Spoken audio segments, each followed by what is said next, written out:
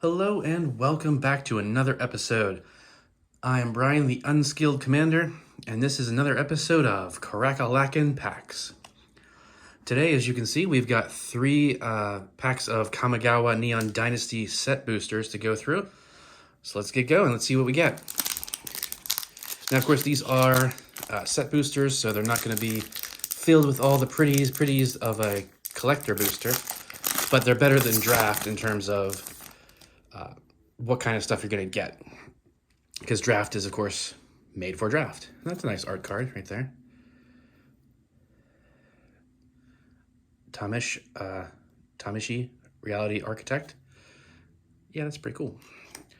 All right, so we got Plains. We've got Seven-Tailed Mentor. Sunblade Samurai. Imperial Oath. Experimental Synthesizer. Aki Ronin. Peerless Samurai. Dokushi Silencer. Nezumi Prowler.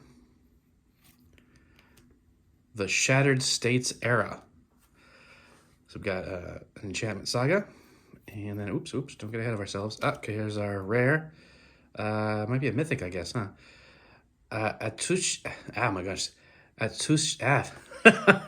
Yeah, the thing. No, at Sushi, the Blazing Sky. It is a legendary creature, Dragon Spirit, for 4. So right off the bat, that's decent, casting cost for power and toughness. Flying and trample, so now it's definitely worth the 4 mana. But there's more, so when Atsushi Blazing Sky dies, choose one. Exile the top 2 cards of your library until the end of your next turn. You may play those cards. So that's actually pretty cool. So normally when you exile stuff, I hate it because it's like exile the top 5 cards of your library and you may play them this turn. Well, it's like half the time when you spend the mana to play the card that does that, you've probably only got like 1 or 2 mana open, so you're not going to be able to play anything. I never understood that. You have to really know your deck and your mana costs in order to play cards like that, I think. I'm not necessarily skilled enough for that. And then the other option, of course, is create 3 treasure tokens. So I think that's a really solid card, actually. Now, it has to die to activate those. It's not enter the battlefield, but, I mean, there's easy ways for you to kill it off of yourself if you need to, and then, it's okay to throw that in front of something to block because you're going to get some value off of it when it does die. Now we also have a foil here, Okiba Salvage. And then you can use this card to represent a double face. Oh, okay. So yeah, all right. That's pack 1. Let's see what pack 2's got in store for us, everyone. This is actually funny because I only opened collector packs of Kamigawa, so like getting these art cards is like new to me. I didn't get art cards the last time I opened. That's actually really sick art right there. That's nice. Look at that. That's the kind of thing where I would just like display that somewhere. Sweet, I like that. Got a cool swamp. It's like, I love these lands. They look really cool in terms of the art style. And they fit Kamigawa, and I love, the samurai, ancient Asian theme to them because I love that time period in history. For its looks and its all the stuff, the samurai ninja, the sense of honor and stuff. Whether that's an over depiction of like the reality, of course, but in terms of lands, it's like it's so hard to tell what this is. Like, I was immediately going to go mountain because, look, it's 90% red. But then it's got the little skull there for swamp, and I'm like, oh, okay, it's a swamp. So that's why I wouldn't really use these lands in a deck, honestly. I have them on display, like the foil versions of them, because they look pretty, but I really wouldn't put them in a deck for land. Reinforced Ronin, Aki Warpaint, Aki Ember Keeper, Bearer of Memory, Dramatist's Puppet, Iron Apprentice, Anchor to Reality, Containment Construct, and let's see, another saga, Azusa's Many Journeys, and Soul Transfer is our rare for the pack. 3 cost, 2 black and a 1 for a sorcery speed. Choose one. If you control an artifact and an enchantment as you cast this spell, you may choose both. So that's cool. Exile target creature or planeswalker. Return target creature or planeswalker card from your graveyard to your hand. That's decent. I mean, having an artifact out is pretty easy because you're going to want to have some sort of artifact ramp in like 90% of the decks. Soul Ring, Arcane Signet, whatever. Even treasures count as artifacts, of course. So you have like one or two of them, or like food, because all those, I think they count. Well, they count as tokens. I think they count as colorless artifact tokens, even food. I think. So that kind of stuff is easy enough. The enchantment is like a little trickier to get out unless your deck goes for enchantments. That might be something, but it's not entirely. It's not difficult at all to have both out when you cast something. It's only a 3-drop, So you can. It's got good removal, and you get to get some recursion out of your own graveyard. Our foil is Golden Tail Disciple, nice. And then this is what is this? Just a crap. But Magic Minigame Booster Sleuth. Objective, unlace, blah, whatever. I don't know what that is. You're like, no, don't throw that. That's worth billions. It's like, I don't think so. Oh, jeez. Let's not jam my hands into the camera. I do not have, pretty model hands or anything. So let's keep them minimized. Another really cool, that is really cool art. I like that. Again, I would keep that just for the art and just display that somehow.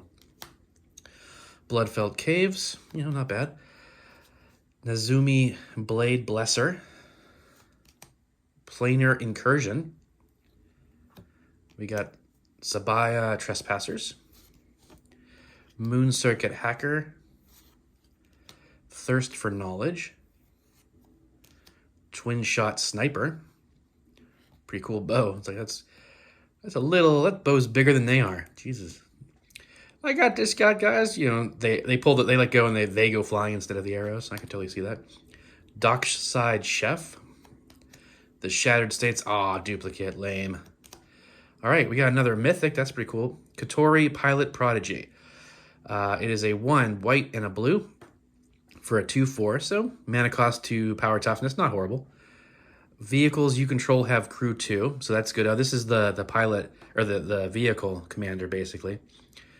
At the beginning of combat on your turn, target artifact creature you control gains lifelink and vigilance until end of turn. Yeah, I mean, that's pretty good. So that means all vehicles have crew 2, which is a pretty small crew. You can have really good, vehicles in the deck, and then just a bunch of like power 2, toughness whatevers for as low drop as possible. Get a bunch of them out, and then you can just like crew every vehicle.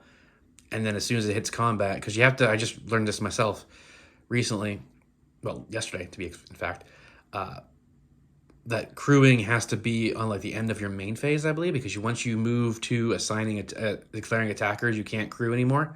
So you have to make sure that you're crewing before you hit that phase, that step of a phase. So you'd have to like, okay, I crew these 4 vehicles, and then at the beginning of combat, one of them gets lifelink and vigilance. So your best one, highest toughness, whatever. Now, the fact that it's only 1 is like, but I'm sure there's got to be some way to like replicate that ability in some fashion. Or you could just like make copies of her or him. I can't tell what it is. Them, make copies of them with like, because it is blue, so Sakashima's whatever, like all those Sakashima cards that make clones that are no longer legendary. Boom, there you go. We got another rare. That's cool. What's this? Invoke Calamity. It's an instant. You may cast up to 2 instants and/or sorcery spells with total mana value 6 or less from your graveyard and or hand without paying their mana costs. If those spells would be put into your graveyard, exile them instead. Exile Invoke Calamity.